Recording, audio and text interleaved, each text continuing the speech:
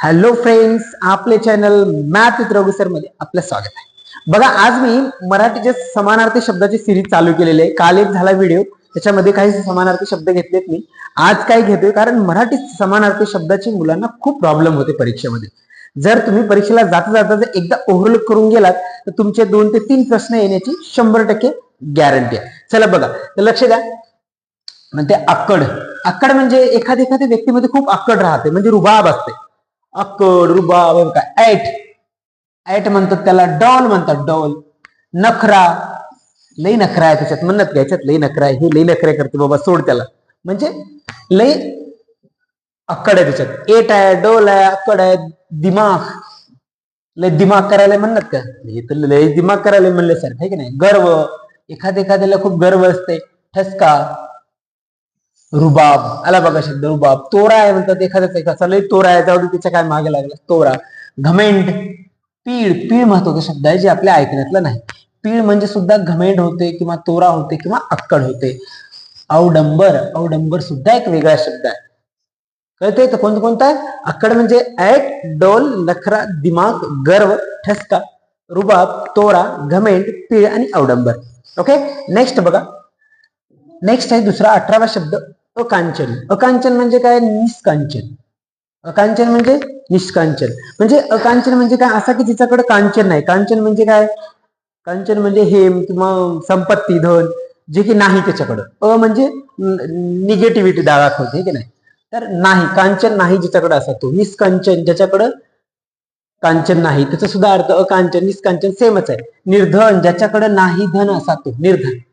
निर्धन आहे म्हणजे गरीब आहे, ज्याच्याकडे धनच नाही तो गरीब आहे. गरीब आहे म्हणजे दीन आहे, दीन है ना. दीनचा जर वेलांटी जर पहिली आली तर मग दीन म्हणजे दिवस होते. ओके, पण इथं दीन आलं. अकिंचन, अकिंचन म्हणजे सुद्धा गरीबच होते. निराश्रित, ज्याला आश्राच नाही. आसरा नाही म्हणजे गरीब आहे, धन नाही, पैसा नाही, म्हणून तो निराश्रित आहे. आश्राच नाही त्याला राहायला, म्हणून तो गरीब आहे. ओके. दिनवाना, दिनवाना म्हणजे सुद्धा ज्याला दिनच नाही. दिन नाही म्हणजे ज्याच्याकडे संपत्ती नाही. संपत्ती नाही म्हणजे गरीब आहे. लाचार आहे, लाचार, पैसा नाही, राहायला घर नाही, खायला अन्न नाही, म्हणजे लाचार आहे. लाचार आहे म्हणजे गरीब आहे. गरीब आहे म्हणजे निष्कांचन आहे, ज्याच्याकडं धन दौलत नाही. कफलक. कफलक एक वेगळा शब्द वाटते जे वाचण्यामध्ये नाही आपल्या कधी. कफलक. ओके, कफलक म्हणजे सुद्धा काय होते? निष्कांचन. रंक, राजाचा रंक व्हायला वेळ नाही, असं पूर्वज आपले म्हणत गेले की राजाचा रंक व्हायला वेळ लागत नाही. राजा म्हणजे खूप जास्त त्याच्याकडे धन आहे असा. रंक म्हणजे भिकारी, त्याच्याकडे काहीच नाही असा तो. भनंग, बघा, रंक, भनंग किंवा विपत्र. विपत्र म्हणजे ज्याच्याकडे पत्र नाही, असं म्हणू शकतो. त्याच्या घरात पत्रच नाही म्हणजे खूपच भिकारी, म्हणजे खूपच गरीब आहे किंवा खूपच दरिद्र. कंगाल, कंगाल आहे. अगतिक, अगतिक. अगतिक एक वेगळा शब्द वाटला, म्हणजे कधीच माहित नाही असा किंवा न वाचण्यात असलेला. ओके, आपण काय बघितलं? अक्कड आणि अकांचन बघितलं. अक्कड म्हणजे ऍट, डौल, नखरा, दिमाग, गर्व, ठसका, रुबाब, तोरा, घमेंड, पीळ आणि अवडंबर. पुन्हा अकांचन. अकांचन म्हणजे निष्कांचन, निर्धन, गरीब, दीन, अकिंचन, निराश्रित, दिनवाना, लाचार, कफलक, रंक, भनंग, विपत्र, कंगाल आणि अगती. ओके, चला नेक्स्ट 19वा शब्द म्हणते अकृत्रिम. म्हणजे कृत्रिम नाही असा. अकृत्रिम म्हणजे कृत्रिम नाही असा. कृत्रिम नाही असं म्हणजे कसा? जे की बनवलेला नाही, म्हणजे नैसर्गिक झाला. कसा झाला? नैसर्गिक. नैसर्गिक कशी वस्तू आपल्याला सहजच, निसर्गाने दिलेल्या वस्तूची काय किंमत नाही, म्हणजे सहज मिळते. खेर, खरे, खरे म्हणजे खरे म्हणजे ओरिजिनल आहे, देवाने बनवलंय ते खरं आहे, ओरिजिनल. त्याला म्हणतो आपण नैसर्गिक, सहज, खरे, स्वाभाविकच आहे. स्वाभाविक. अंगीभूत है ना, हे ध्यानात ठेवा. अंगीभूत किंवा स्वयंभू. स्वयंभू म्हणजे स्वतः प्रभूने बनवलेलं म्हणजे स्वयंभू. चला ठीक आहे, आपण असं म्हणू अकृत्रिम. अकृत्रिम म्हणजे नैसर्गिक, सहज, खरे, स्वाभाविक, अंगीभूत किंवा स्वयंभू. ओके, चला नंबर 20 अखंड. अखंड म्हणजे अखंड हरिनाम सप्ताह म्हणतात बघा आपल्याकडे महाराष्ट्रामध्ये, म्हणजे सारखा चालू असणार. अखंड म्हणजे त्याचं बंदच होत नाही, चालू झालं ते चालूच राहणार असं. अखंड म्हणजे त्याच्यामध्ये खंड नाही असा. अभंग म्हणतो त्याला आपण. सलग, सतत, सलग, सलगच चालू आहे. अभंग चालू आहे म्हणजे भंग नाही होता चालू आहे. एक संध, एकसंध बघा, हे तुम्हाला माहित असेल, अखंड माहित असेल, अभंग माहित असेल, सलग माहित असेल, एकसंध माहित नाही. एकसंध तुम्हाला पाठ करावं, लक्षात ठेवावं लागेल. अविचित्र, अविचित्र, संपूर्ण, अख्खा किंवा अक्षर. म्हणतात का माझं अख्खं आयुष्य गेलं म्हणजे संपूर्ण, अख्खं आयुष्य गेलं म्हणत या कामात माझं अख्खं आयुष्य गेलं म्हणजे संपूर्ण. संपूर्ण म्हणजे आयुष्य अख्खं, अख्खा म्हणजे अक्षत, अक्षत म्हणजे न संपता.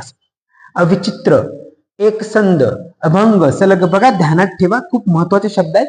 परीक्षेमध्ये जेव्हा एखादा मराठीचा शब्द चुकला, समजा इंग्लिशचा एखादा शब्द चुकला परीक्षेत, तेवढा त्रास होत नाही. वाटतं यार इंग्लिश अवघड आहे झालं असं, पण मराठीचा चुकला ना असा त्रास होते भयानक. ते होऊ नये म्हणूनच मी हे चालू केलंय.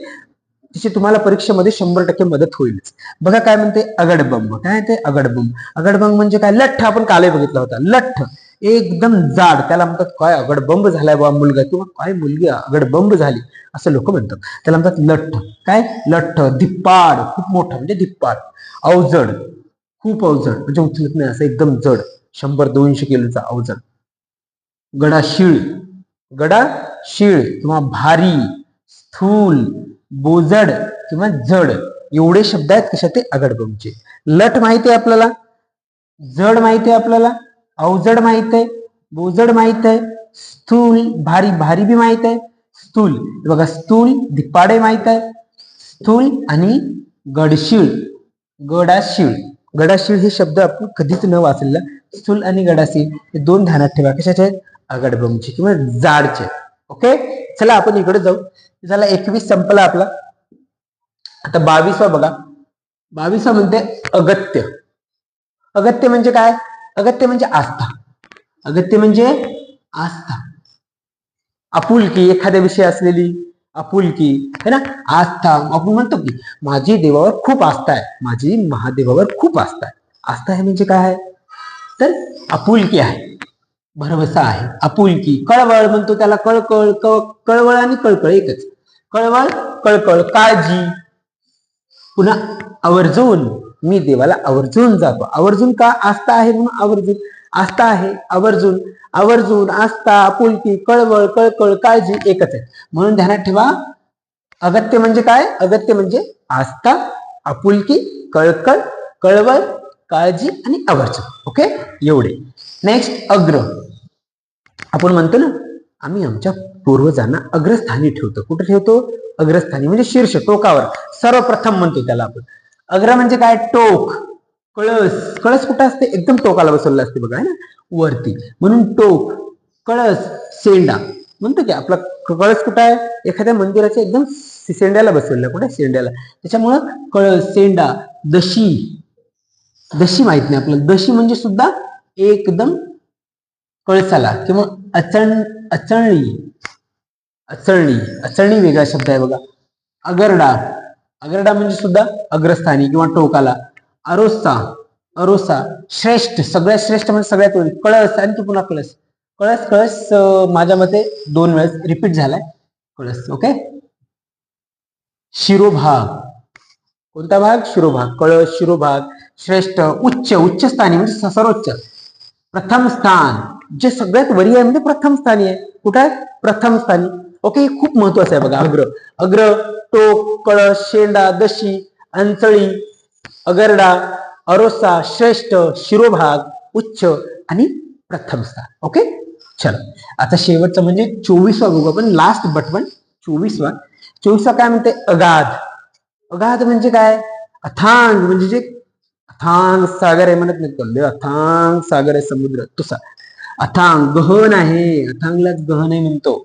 खोल, अथांग, गहन, खोल. हा समुद्र लय अथांग आहे, हा लय गहन आहे, किंवा विहीर लय गहन आहे किंवा खोल आहे, है ना. अमर्याद आहे, याची मर्यादाच नाही. समुद्राची मर्यादाच नाही. जिकडे बघलं तिकडे नुसतं पाणीच पाणी समुद्राचं. अपार, अपार. गंभीर, प्रगाढ आणि अगम्य. ध्यानात ठेवा, याच्यामध्ये तुम्हाला कोणतं कोणतं? प्रगाढ, अगम्य, अपार, हे तुम्हाला शब्द ध्यानात ठेवा लागतील. बाकीचे तर आपल्या ओळखीचे आहेत, जसं की अगाध. अगाध बी ध्यानात ठेवा लागेल, हे सुद्धा थोडा वेगळं. अगाध, अगाधचा अथांग, गहन, खोल, अमर्याद. अथांग, गहन, खोल, अमर्याद. अथांग, गहन, खोल, अमर्याद. अपार, गंभीर. अपार, गंभीर, प्रगाढ आणि आगम्य एवढे शब्द आहेत. कशाचे? अगाधचे. आता 25 बघा. 25 काय म्हणते? अग्रणी. अग्रचा अग्रणी. अग्रणी म्हणजे मुख्य आहे. मुख्य. मुख्य जसं हिरो असतो, मुख्य एखाद्या पिक्चर मध्ये नायक म्हणतो आपण त्याला, नायक. मुख्य, नायक. मुख्य म्हणजे मार्गदर्शक असतो, मुख्य व्यक्तीच मार्गदर्शक. पुढारी म्हणतात त्याला, पुढारी. नेता असतो तो आपला, जे पुढे राहतो त्याला नेताही म्हणतात.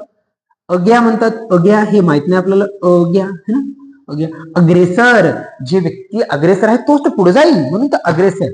ओके. अधर्व, अधूर्य, अग्रवर्ती आणि अग्रीम. बघा हे थोडे अवघड शब्द आहेत.